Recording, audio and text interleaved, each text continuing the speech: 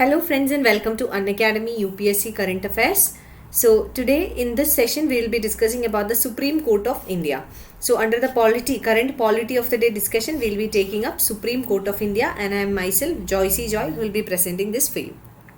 So this is regarding the upcoming batches of 2021, 22 and 2023, and this is regarding the details of the 1-year GS batch course, 2-year GS batch course, expert batches and the NCERT batches.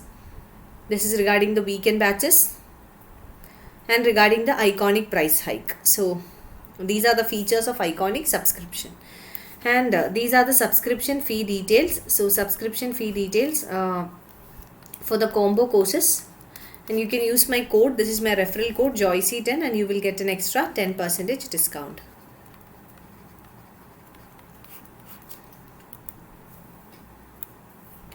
Now, why the Supreme Court has come up in the news now these days? It's because of the CJI. CJI rightly remarked January 28th should be celebrated, as it was on this day that the Supreme Court of India first assembled in the court chambers in Parliament.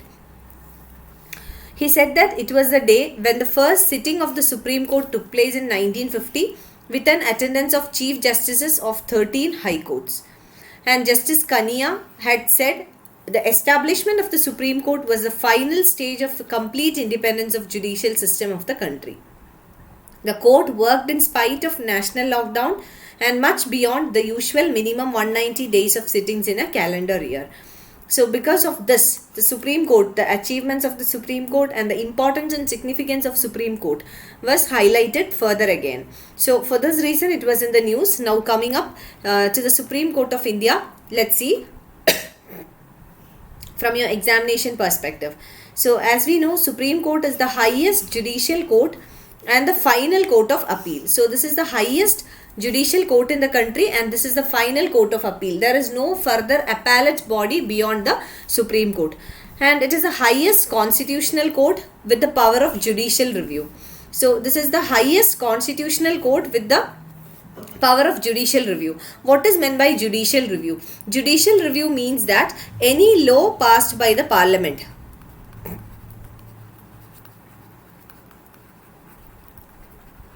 can be reviewed by the Supreme Court to see whether it is in accordance with the provisions of the Constitution.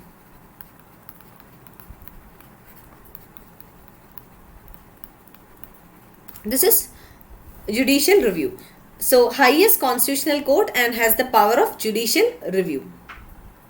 At present, Supreme Court consists of 34 judges, 1 CJI plus 33 judges. So present strength of Supreme Court is 34 CJI plus 33 other judges.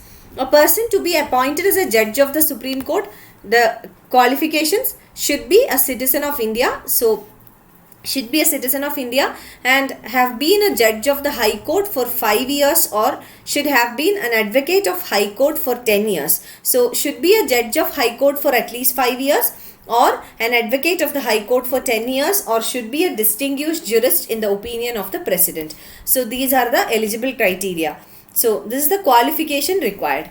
The Constitution declares Delhi. So this is declared by the Constitution itself. Constitution declares Delhi as the seat of the Supreme Court but authorizes the CJI to appoint other place or places as the seat of the Supreme Court. So according to the Constitution, Delhi is the seat of the Supreme Court, whereas the CJI is given the authority to appoint other place or other places as the seat of the Supreme Court.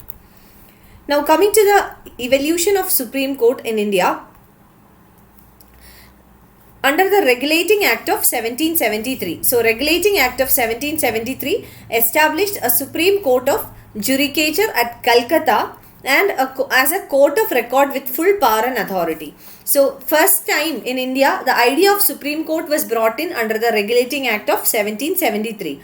So during the in the Regulating Act of 1773, Supreme Court was established in Calcutta. So Calcutta as a court of record with full power and authority.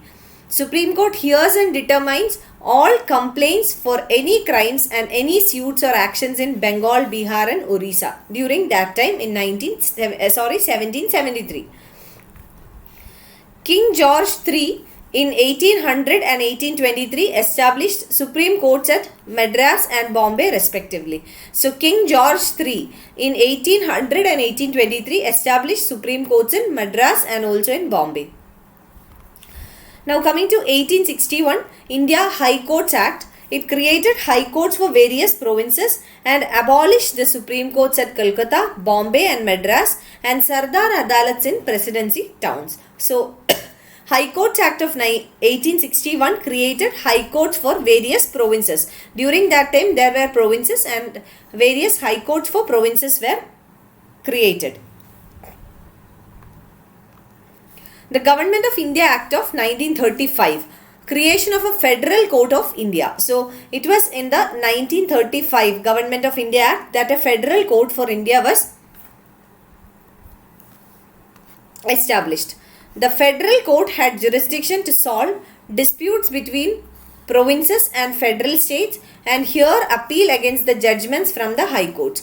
So Federal Court had jurisdiction to solve disputes between provinces and federal states. So what was the jurisdiction of Federal Court? To solve the disputes between the provinces and federal states and also to hear appeal against the judgments from the High Courts. And after independence, the Supreme Court of India came into existence. That is after 1947. That is in 1950 actually. Existence in the first sitting was held on 28th of January 1950. That is why the judge said that this day should be celebrated.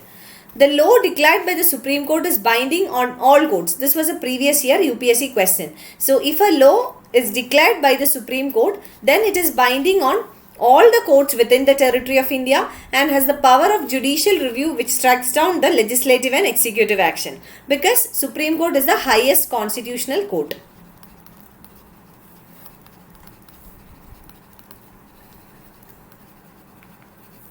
Supreme Court is the highest constitutional court. So any law declared by the Supreme Court is binding on all the courts within the country, and also Supreme Court has the power of judicial review, that is to review the actions of legislature and the executive, and through this judicial review Supreme Court can struck down the legislative and executive action.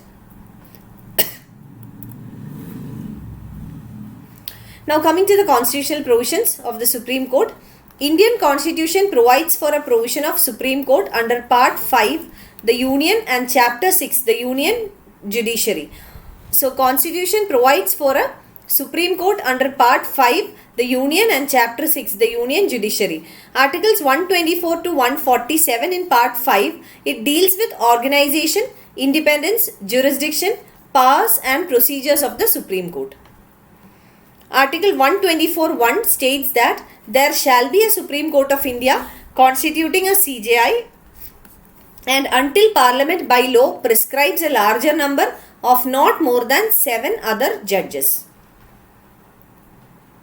So Parliament was given the authority to increase the number of judges.